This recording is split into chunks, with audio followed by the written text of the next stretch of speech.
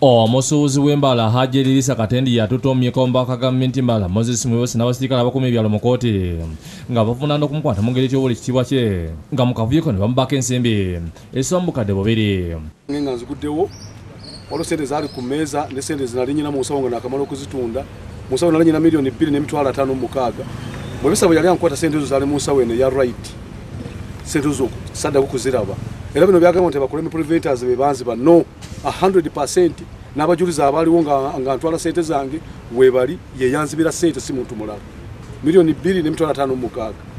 Waliwo n'ebintu ebirala ebyabula mu dduuka binatadde mu civil kuba yaŋŋaana okugala edduuka yange. Mwebese n'abasirikale basiimiddwa mu Kaguli mu maaso g'omulamuzi wa kkooti Daniel Wabale ne basomedwa emisango. Mu misango gye bavunaanibwa mulimu okwesa obubi woofiisi nga gino kyaviirako omusuubuzi ono Edirisa okumutyobula kyokka nga tewali mukakafu bulaga nti omusango yaguza.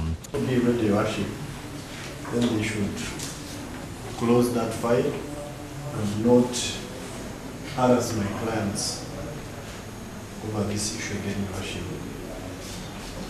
I saw proud. Edirisa yakwatibwa nga kikirizibwa okuba nti yalina amayinja ge baasanga mu bifo bazibba ebintu bye kyokka ng'egamu ageeyansi okola oluguudo olwa bypass Embalala.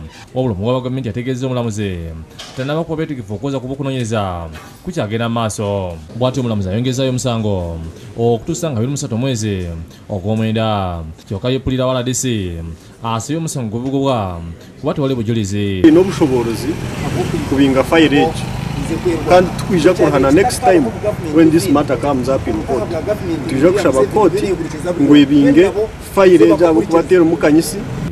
Hajji Edirisa ategeeza nti kakibe ki RDC alina okuza ssente ze ezamubbwako obukadde bubiri n'okumwetondera olw'okutyobola ekitiibwa kye.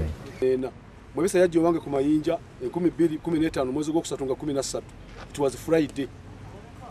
Lunaku lyantulugunya okuva olwo era beera ntiisatiisa buli kaseera antiisatiisa simanyi kigendererwa kya Mwebisa kyaliko. Ali Waswa yakusakidde eggulu eno ku Lwabukedde TV.